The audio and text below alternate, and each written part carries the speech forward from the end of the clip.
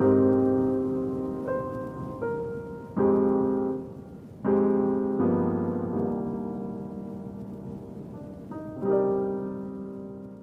to Actualize, a podcast focused on the intersection of performance, ambition, and mental health.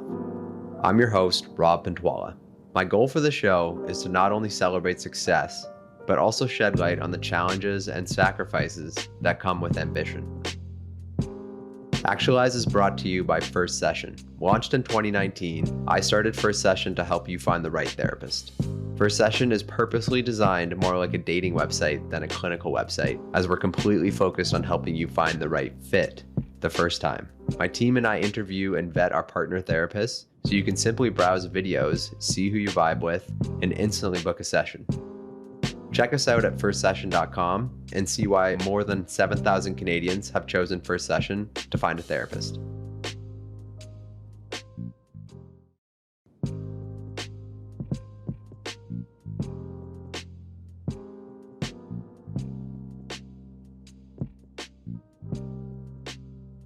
Mary-Lyn is a director of Made of Millions Canada, a mental health charity. She's also the senior manager for Togetherall, a peer-to-peer mental health platform. In this episode, we discuss Mary-Lyn's personal experience with OCD, intrusive thoughts, and panic attacks. We also chat about Mary-Lyn's journey to recovery and what things helped her the most in her journey. We also discuss what it means for Mary-Lyn to work and volunteer in the area of mental health and the benefits of giving back and aligning your values with your work. I hope you enjoy this episode with Mary-Lyn Kieffer. Hi, Mary-Lyn. Thank you so much for joining me this afternoon. Thank you. Nice to be here. We were just chatting before we hit record, and I believe that we met likely before COVID, and I attended one of your organization's talks. I think it was at Shopify, and I was really intrigued by the conversation. And then I looked up your organization, or now one of your organizations, Made of Millions.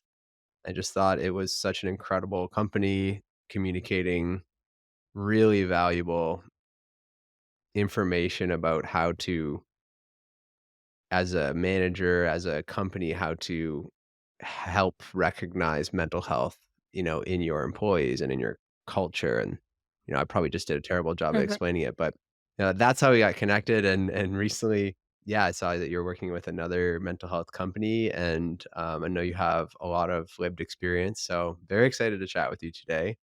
And to get started, I just wanted to ask, where are you at now, personally and professionally? And maybe we can just go from Mhm. there. Yeah. Yeah, sure. So yeah, we met, I think it was in 2019. I think it was like either May or October because we held a couple of events at Shopify. And yeah, it was when Made of Millions was just starting to get into the workplace and trying to put out some good content to help managers, et cetera. So, but yeah, we can get into that. But where I am now, so I am still involved with Made of Millions. They're a mental health charity. And then I full time work for a company called Togetherall, which is essentially a peer to peer support platform that's monitored 24/7 by licensed clinicians. And yeah, so it's like really great that I have been able to work in this space for, I guess, the last 3 or 4 years. Because, as you mentioned, my personal experience, I was diagnosed with OCD, obsessive compulsive disorder, back in 2017. And through kind of discovering what it was that I was dealing with, not having a name for what I was dealing with, it became pretty quick for me to realize that, I really needed to change career paths and to do something that was more meaningful to me. And because of my own experience going through the system, I realized that there really were a lot of gaps in the mental health system here in Canada. And so it was kind of a no brainer in terms of like seeing a lot of opportunity and, yeah, deciding to go in that direction. So fast forward to now and still, in the same space, I'm still really enjoying it. I still see that there's a lot more that needs to be done. And yeah, I don't know if I still have OCD. I think like, they say that it's not curable, which I don't agree with. I'm doing pretty well. But I still have my days, but I have all my tools and Yeah. Yeah, that's fantastic. Well, thanks for the that update. In looking at your sort of work experience, just kind of preparing for this call, yeah, it looks like there was quite an abrupt shift from it looks like you were at a law firm for a long time and another kind of unrelated company before that, and you have sort of like 2 degrees at Mhm. university in like sort of business related fields. What has this shift I mean, you mentioned it, but the shift into working around sort of mental health related organizations, what has that done for your, I don't know, feeling of contribution or, has that been an Mhm. important part of your own mental health, would you say? Yeah, for sure. Yeah. I mean, yeah, I studied international economics and finance. And so initially I did want to have like a purpose driven type of career working for like the United Nations or, the IMF or something like that. So very impact focused. But as life goes, my first opportunity was within a bank, and that was with a event production company, and so it kind of went where the opportunities came. And for a long time, I was really enjoying that type of work, and yeah, it was all related to marketing, business development, operations type of roles, and then also investment when I worked within the bank. And it was all great, like, I felt passionate about what I did, and then, yeah, I would say probably 2015 or so, I started to feel a little bit like I wanted to do more and I didn't know what that looked like.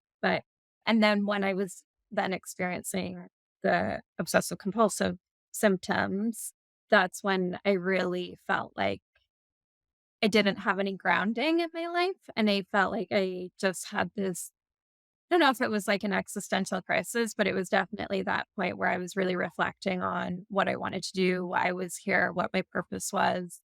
And of course, I had had thoughts like that before, but it was very much like I needed to do something more. And luckily enough, because of what I went through, that gave clarity for me. And then, yeah, I think every day, like waking up and doing something that I truly believe in, it just makes my day that much better. I feel a lot more at peace all the time. Mm, I feel grounded and yeah, it's still that business environment, so I'm still cuz I do have like a analytical brain and, mhm, a business brain and etc. But to be able to work for like Togetherall, for example, is like it's ultimately a social impact company and it's like a considered a B Corp company. So although it is for profit, it's still highly driven by we have like a guardian council. So they're ultimately there to make sure that what everything that we do is ultimately looking out for the best interest of the people that we're serving versus and so I think yeah, living in a society that's so highly focused on money and consumerism, et cetera, it just like it means the world to me that I have the ability to work for Made of Millions, in a volunteer capacity as a charity, and then also work for a very purpose driven organization. mhm, yeah. I mean, I know myself, I pivoted and, figured out how to work in the mental health field, and it means a lot to me still 5 years later. Or I know a lot of folks in our generation want to feel more aligned with their workplace and so often have trouble and maybe have to do things on the side. I mean, you're doing volunteer work and Yeah. your main job is in the field that you're really passionate about. But I think a lot of folks have trouble thinking it's even possible to like align their passion or their values with their career. And I think they feel like they might have to like sacrifice their career in order to do that, right? I mean, because a lot of it feels like Yeah. nonprofit-y or volunteer-y or something like that, and yeah, yeah. Yeah, for sure. Yeah. It's hard to find a space where you can do what you love and also make money to survive. Mhm, But I also think that I know at least for me, it was just figuring out what I wanted to do. I feel like people aren't given the time to really like tune in and figure out what it is they're passionate about because we're all like, you go to school, you graduate, then you get your first job, like how I said, I did wanna, go and work for, like, a large like, the United, Nations or something like that, but it just didn't another opportunity came up, and it wasn't until, like, I stepped away from the law firm and I was given a few months of, like, just looking after myself that I really started to get to know myself again and figure out what were my values? Like, what did I care about? Because up until that point, I feel like I had kinda lost that at some point, like, just because I was just in the shuffle of, Mhm. going through life. Sorry to jump in, was that correlated with your yeah, OCD. the more, like, very apparent effects of the OCD and Yeah, it was just that I think it all kinda happened at the same time, right? Like, I think that before then, I definitely saw some symptoms of anxiety and stuff, and then I think that because I wasn't necessarily in a good place in my life where I was starting to, like, question things, that's when the OCD had an opportunity to mm, really get loud, and I couldn't ignore it or distract myself because I was also in a highly reflective space, and so, yeah, and then it was because of the OCD that I was ultimately able to sit because I was just suffering so much that I was forced to walk away from, my full-time job that paid me really well and take some I went on basically short-term leave and, yeah, went back to, like, the basics. And it was during that time that I really felt, like, way more connected to myself again. And, yeah, it had been a while since I had felt that. yeah. It's so in hindsight, does it so you were saying, like, you were feeling more stressed leading up to that, noticed Yeah. some anxiety. It sounds a lot like, the universe's or your body's way of just, yeah, almost like telling you, taking control almost of like, "Okay, this is not right for you." Does it feel like Yeah. that?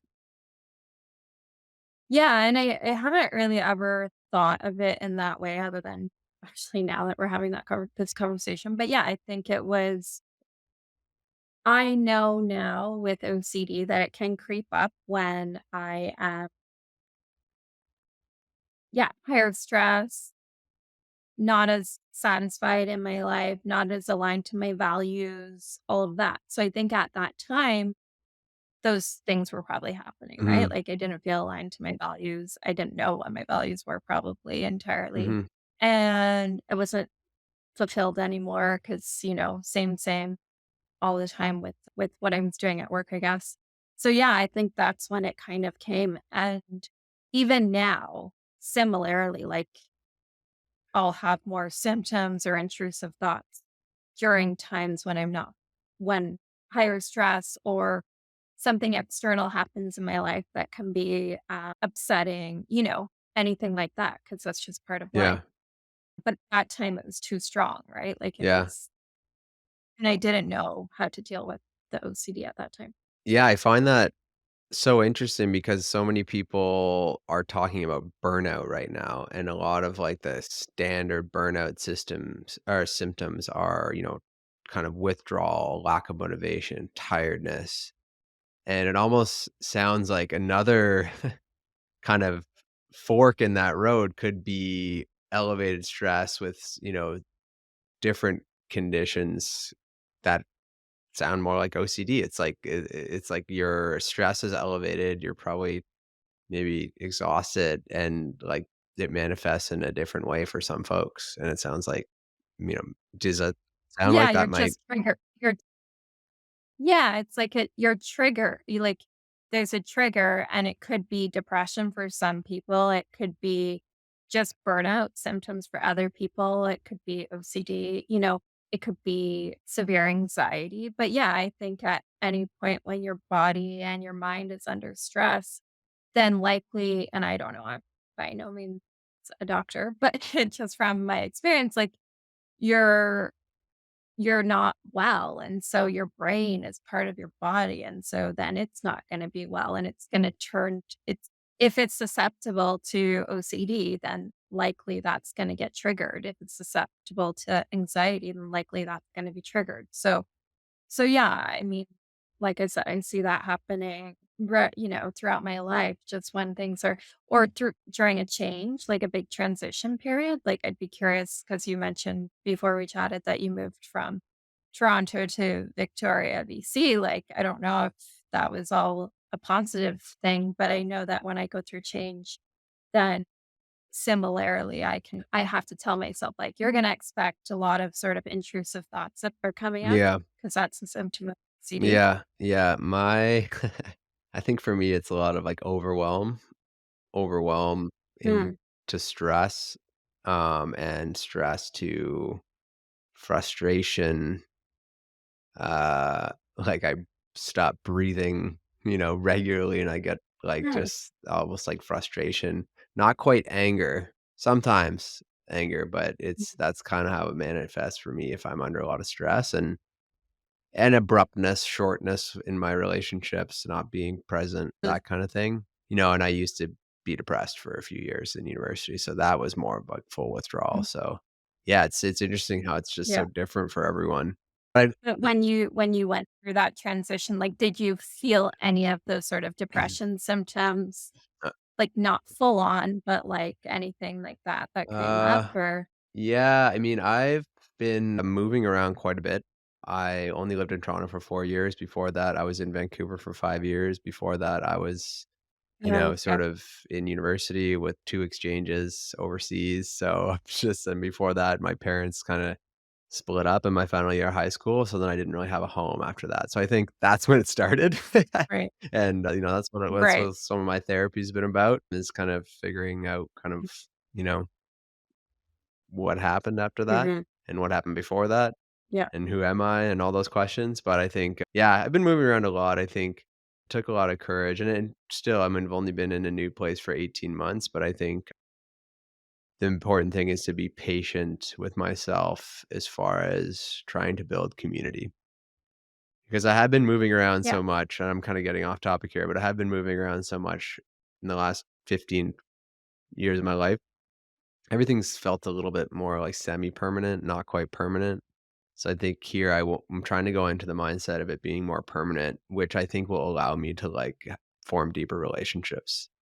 And I know that's, yeah, even if it's not true, if we have to move or something like that, but I think that with the mindset of more permanence, I think you can invest more, and I think what I'm really looking for is building community locally, and I yeah, think it requires that mindset, at least for myself, so that's the and so it's more just, like, patience around that because I also wanna be, mhm, I think, just particular and careful around the people I choose to spend time with.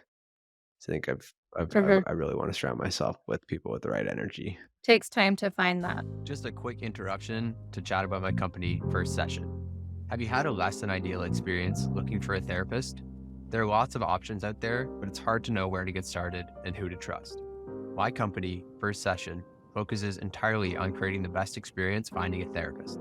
We vet and verify each therapist we work with, interview them on camera, and allow you to browse on your own time to see who you vibe with. You can see updated availability and book directly with them. No phone calls, no email back and forths. Run through videos and find the right therapist for you the first time at firstsession.com. I Yeah, was listening to your kind of like full story on another podcast around your OCD, which I'd love to get into like maybe pieces mhm, of, especially for folks like even, friends of mine who I know may be experiencing some of these symptoms. And you mhm, mentioned panic attacks. And I'm curious about your mhm. experience with panic attacks and how, like, that manifested, how long you had panic attacks before kind of identifying with OCD or getting that diagnosis. Yeah. Yeah, I think, like so when I was, like, very little, I kinda had some, like, separation anxiety with my mom and things like that, and just, like, some big thoughts that maybe not all children have about, you know, life and the world. But then I kind of, like, was a pretty chill kid and teenager, etcetera, And then in my 20s, I was living overseas. I was living in Barbados. That's where my parents are from originally. And I was by myself, though. Like, my family was still in Toronto. And yeah, I had a panic attack one day. I was by myself. I was hungover. So I do think that that potentially, again, triggered it because of like the alcohol and different things that were in my body at the time. And but my reaction to that and the panic attack, because I know it can show up differently for some people, it was the typical, like, heart racing, etcetera, but my thoughts were racing, and I just wanted to calm down, but I couldn't, and I felt very out of control, and I felt like I was just going, like, crazy, and I say that with quotations because obviously, we try not to use that word, especially in the mental space, but I felt like I was losing my mind, and I am kind of a high control type of person, and so that was very scary for me. And what happened after that, and I honestly can't say how many panic attacks I've had since then, because they're more situational now, but I became very fixated on when that would happen again, and why did that happen? And so there was like, I've never really uncovered if that was, like, a type of OCD because it was very much an obsessive thought process and ruminating on the panic. It could have just been like a phobia, I'm not sure, but yeah, that's kind of when it started, and now when it happens again, it doesn't happen often, but, like, where it could happen, but it kind of, like, all the tools that prevent it, and I'm, like, getting kind of worked up talking about it. Yes. I'm totally fine, but it's just, like, a natural reaction. When I fly, so I fly quite a bit, and when I'm in, like, elevators or closed spaces where I feel like I can't get out. So it's changed to more of a phobia of closed Mhm. spaces, so it's a bit of a claustrophobia, and that's actually tied quite closely to panic disorder, so it's not something that I ever let get in my way of travel or going into places that only have elevators, like, I always push through, but it's a very natural and quick response to those situations and something that I've actually because it is something that happen has been happening more lately, I am gonna be starting some treatment for it because it's such a instant reaction Yeah. and it's not fun. Yeah. I can imagine. Well, thank you for, yeah, the real answer there. Yeah. As a quick aside, in a few next week, I'm interviewing someone locally here in Victoria who founded this app called Rooted, Rootd, Okay. and it's like the top panic anxiety attack app, and apparently it's phenomenal, Mhm. and it really can, Okay, I'll like, check it out. walk you through, like, literally, like, if you're having an attack, it'll, like, walk you through how to, like, and if you're feeling a onset of Mhm. it, yeah, Rootd in the App Store, I'm sure Yeah, you'll see that's it. great. Yeah, I'm Yeah, excited about for that. me, and I'll have to check it out, but for me, it's the physical symptoms, but it's more the thoughts, like and again, I guess that's linked to OCD a bit, but they're everything is so scary in those Mhm, moments, and, like, mhm. my brain just is like, get out," you Well, know? the reason I asked too originally is because, I again, I have some friends who, like,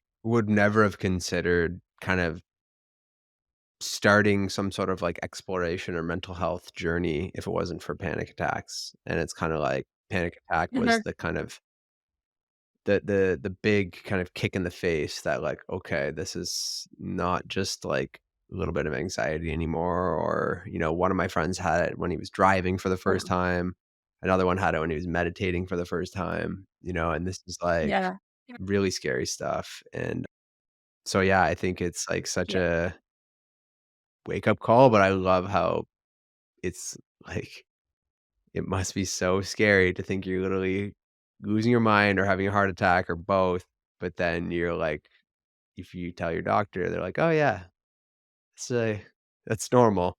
Like, You're fine. like that's You're and fine. it's wild how common they Yeah. are, but how And scary it is, you know? yeah, and I guess I'm lucky in the sense that now mine are very situational. So I know when it's gonna happen and I know it will end. But when it first happened, I wasn't in an elevator, I wasn't on a plane, you know what I mean? Like, I was just in my apartment. Like, there was nothing Mhm. that was in danger, and and I think that's what it is for most people, and that's why it's so confusing because it's like, I am safe right now. Why is my brain telling me that I'm not safe? Yeah.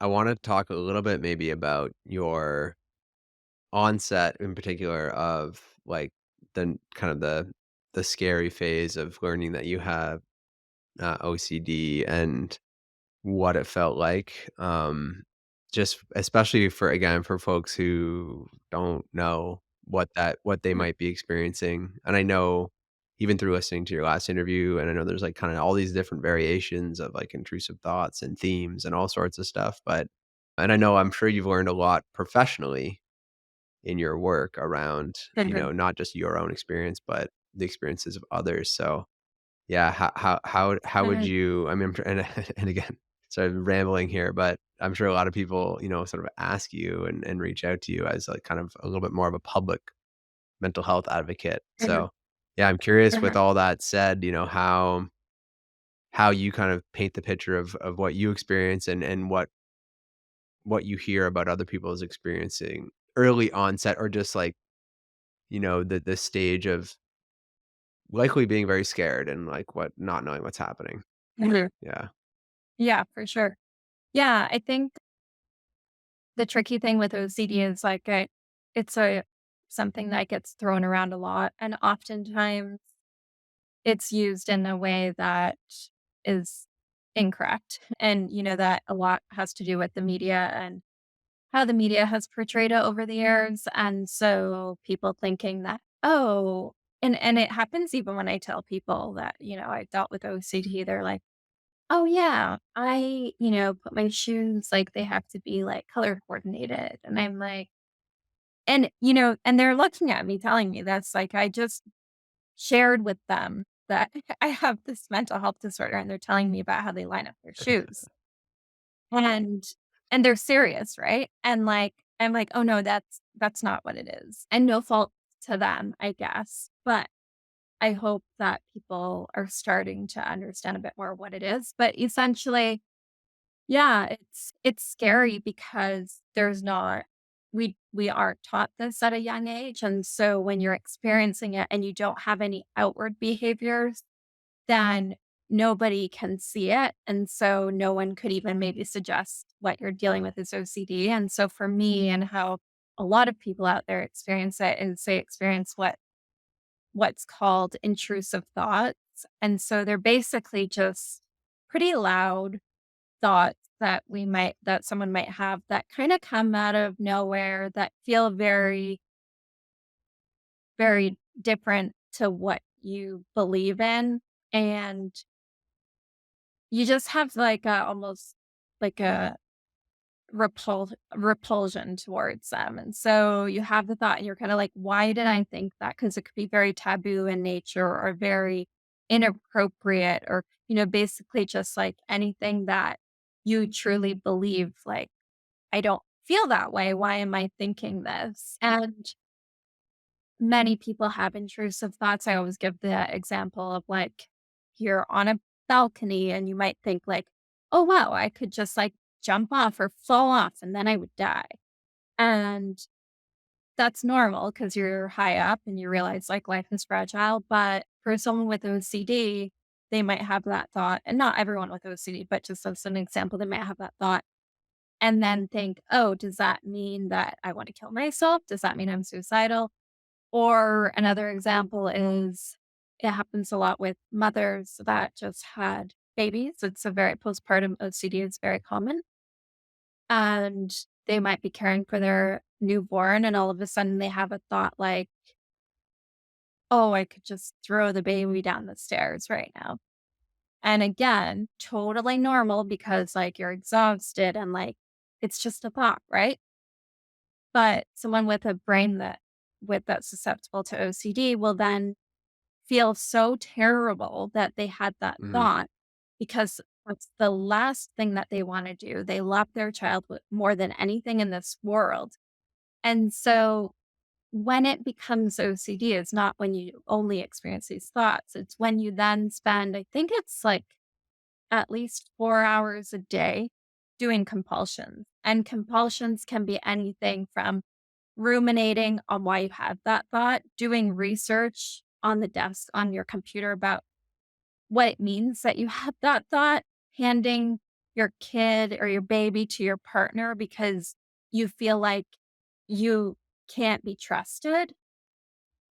And it's really sad because you believe in that thought so much, but you're in constant conflict because you know that you would never hurt your child, but your brain keeps saying, "But what if? But what if?" So you come to a conclusion and then it's like, "Oh, but what if I just one day, like, didn't get enough sleep and then I just, like, threw the child?" And your brain is just constantly coming up with another scenario. And so, yeah, that is kind of what it looks like, and it can range from all sorts of themes, but it essentially is, yeah, you have that initial obsession or intrusive thought, and you do a series of compulsions to try and bring yourself back to, I don't know, a certain feeling like just right is what they often say, et cetera, et cetera. Except the more you do the compulsions, the more the obsessions come up. And so the only way to get through it is to cut out those compulsions. But that's the hardest thing in the world to do. Yeah. Oh, it just sounds like it provokes so much self-doubt and guilt too. Yeah, I think back in the day, it was called like the doubting disorder. Wow, I didn't know that. Doubting disorder. Yeah, you don't trust yourself because your brain is telling you otherwise. My goodness. And a little bit, I mean, when we first started chatting, you said, like, you're not sure if you still have OCD, and I know there's different ways to sort of use, even possessive pronouns or whatever around, mental health diagnoses, and people say it different ways and Mhm. identify with it different ways. And how has your you mentioned a lot of like the tools and sort of you have these tools and you have, all this kind of Mhm. knowledge now. I'm curious, and you're like, they say it can't be cured, but maybe you disagree with that. I'm curious how you Mhm. look if you look back at your last X number of years, if you kind of look at like equal contribution to your kind of healing and growth and transformation, or if you had any huge, big shifts, unlocks, if it's just combination of sort of, learning and therapy and medication and practice and discipline and relapse, or if there's like any like deeper kind of like growth that just kind of like went underneath it all and just like unlocked some stuff. um, Yeah, I mean, I think it was a combination of all of that.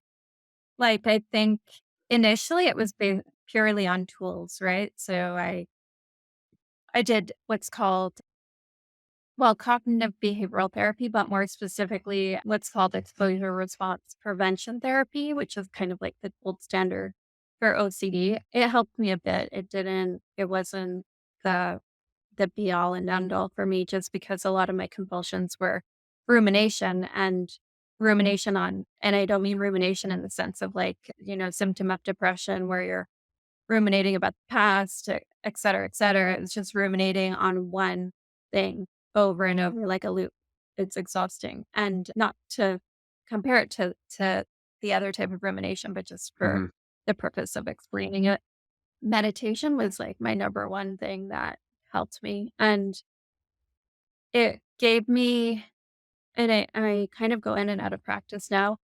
It's one of those things that I feel so grateful for knowing that it's there and that as soon as I incorporate it into more of a practice, the benefits of it are just like a superpower. It gave me the space that I needed to the space I needed from my thoughts to myself as a human, and to see that they're two very different things, that my thoughts don't necessarily mean anything about who I am.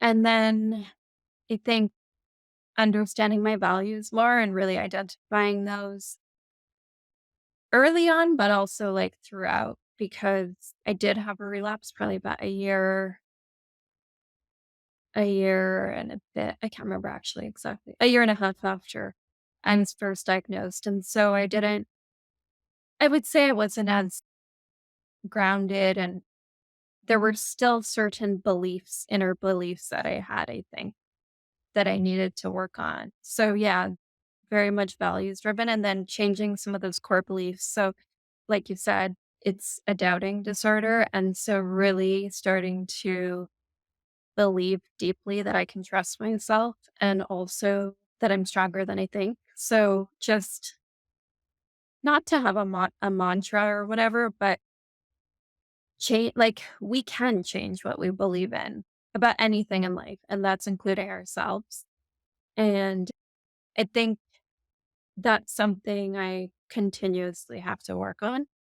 But yeah, meditation, like when you get that separation from your thoughts and who you are at the core, it's such a wonderful thing, because we have so much noise in our heads all the time. And it's so hard to sometimes tune in to ourselves. And I often still think like, and I know when I'm farther away from myself and when I need to come back into myself. And it doesn't necessarily mean that I'm in a bad place. It just means that I'm caught up in work or potentially, struggles in a relationship or whatever it is. And it's like I just feel further from myself, and I need to do whatever I can to come back to myself. And that sometimes just looks like, you know, cooking or going for a run or just doing things that I enjoy doing that kind of quiet my mind. Yeah. No, that's fascinating. It sounds like underlying it all is just that kind of self-compassion and, like, alignment with who you are, and it sounds like meditation was a really good way for you to get closer to that. Mhm. Did Yeah, something I really recommend. meditation take you a lot of tries to kind of get some sort of perceived value from it? Did you have to, like, initially persist until you figured out, "Wow, Yeah. this is actually beneficial in some way," or Yeah, I had done like this. I participated in a research study for OCD, and it was around meditation. So I was kind of lucky in the sense that I was like forced to meditate every day for like 3 months, I mm. think, for 20 minutes a day. And I took it seriously because it was like, through Sunnybrook, which is one of our big hospitals here in Toronto, and like the one place that has like the best OCD clinic in all of Canada. And so, yeah, I was forced into it. And it was through that experience of like that daily practice. Because I think if I haven't been meditating a lot lately, kind of on and off, And so if I go and meditate now after we get off here, sure, I'll get some immediate benefits. Like I'll get a bit of a reset, kind of like a nap, where like maybe I'll get some insight during the meditation, whatever. But it's not gonna be like the long term. Like, when I was practicing those 3 months, I would have, like, I don't know, it's just entirely different. I think I mentioned it in the podcast that you listened to, where I remember a specific moment, like, hanging out with my mom, and we were driving, and, like, everything was cool, and then I had this, like, kind of existential related intrusive thought, like, and one that I really didn't wanna think about at the time. And it was just such a realization of like, oh, like your brain literally can come up with anything at any point in time that's unrelated to how you're feeling. And you can choose to go into that thought, or you can choose to like just come back to the moment and chill out. But we're so connected sometimes, we attach so quickly to some of our thoughts. And that's why with OCD, we're kind of forced in a way to interact with our thoughts differently. And the average person, unfortunately, well, fortunately, unfortunately, isn't ever forced to really train their mind in that way. Mhm. I think there are some benefits. having a mental illness. What are your Yes. other maybe, like, boundaries or, like, around, for example, social media? Like, is that something that you limit intentionally, or do you find that that's not an issue? Like, as far as just getting down rabbit holes and tangents, that's so easy to do with these apps. Yeah, for sure. Yeah, sometimes I have to, like, I'll just delete it on my phone. It's almost like I can feel it, like, I get this feeling of, like, a ick feeling, and I'm like, "Alright, I'm looking at this too much." And so I just remove it. And then when I feel like I can deal with it again, and usually it's only, like, a few days, don't get me wrong, but there are certain times where it's like and it's always to avoid something else, right? Like, you're avoiding a certain feeling, or you're avoiding doing a certain task that you don't wanna do, or, you can't find anything to watch on TV, so you're scrolling and you're looking for maybe a feeling to get, like, out of the stupid app. So, like, I'm very aware of it. Mhm. But yeah, I don't have any, like, specific boundaries. It's more just, like, the Yeah. awareness and then putting it away when I feel like I'm really getting pulled in. I think that's something we all do it. The awareness part sounds like the this skill that's been worked on for a long time, right? So that's the sounds like a lot of the Yeah, hard work. I have almost too much awareness, I think, sometimes. Um, yeah, as we start to wrap up, I wanted to ask you, like, now that you've been in this sort of field in working and volunteering in mental health, and you've been open about your story, what have you gotten out of seeing other people maybe interacting with you, interacting with some of your companies through their content or through their products? Um, what does it Mhm, mean to you to see other people, reach out or who are either struggling or making change? Like, how does that play into all mhm. this? Yeah, for sure. Um, I mean, I think naturally, like, when we give and we put ourselves out there to other people, it feels pretty great in return, right? And also just on the Made of Millions side of things, we constantly have people that really from around the world that reach out just because they've come across articles of other stories or videos or, even just our TikTok account. And they're just so grateful because they didn't have the words to explain what they were going through. And it could be OCD. We have a huge OCD community for sure, but it could be anything related to mental health. And so just knowing that we're helping millions of people around the world, just, there's nothing better than that. And then with Togetherall, the company that I work for, it's all peer based. Like it's monitored by clinicians, but it's essentially a peer-to-peer support platform, website, whatever you want to call it. And that aside, actually, I didn't mention this, but aside from all like the therapy and everything, peer support groups was like the number one thing that helped me. And like you said about community earlier, like finding your people and finding people that understand you, like it there's nothing better than that. And so to be able to work for a company that ultimately is creating that sort of community for people, yeah, it's really rewarding. And one thing that I guess I'll leave you with, or I don't know if you have any other questions, but I learned through this guy named Mark Freeman. I don't know if you've come across him on I've Instagram. seen the name. Yeah, he I think he had OCD in the past, but anyhow, he said once, instead of going into situations to get, go into situations always to give. And I really liked that because I think oftentimes, at least for me, whenever I'm feeling like sad or anxious or whatever, I'm so uncomfortable with it that I want someone to like take it away from me. When I started to approach situations of like giving, it just has changed my life. So it's just, yeah, like, and when you do that, you then change your own, like, if I'm sad, but I go into a situation and give to that person, automatically I feel better. Whereas if I'm sad and I go to that person to make me feel better, I'm gonna I'm gonna feel worse. No one can make you feel better. So yeah, I just feel like that was such a aha moment for me. So I like to share that, but I can't take the credit for it. And it's maybe like very normal for other people to that have taken life like that and taken that approach, but I haven't. So it's been a big change for me. That's excellent. Thank you for that.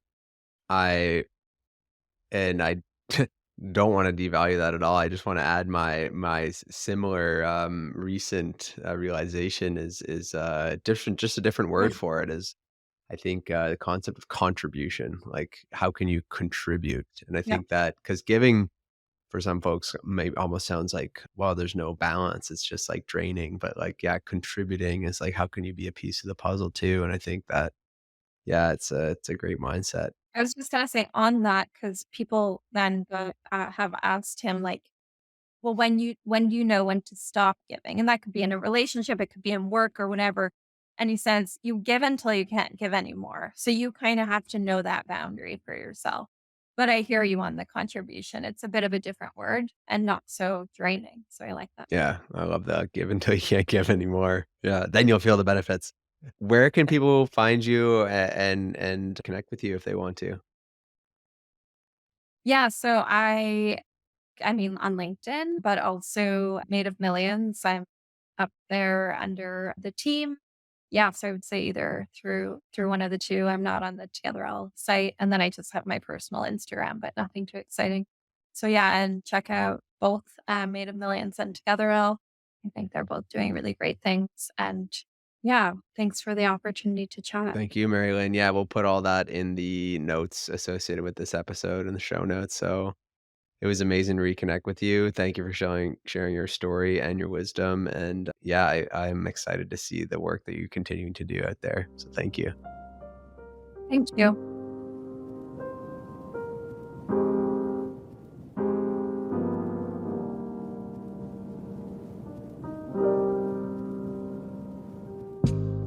Thank you for listening to this episode of the Actualize podcast. You can find the show notes for this episode, as well as all other episodes, at firstsession.com/podcast. If you like this podcast, please leave us a review on your favorite podcast platform. Thank you again, and we'll see you next time.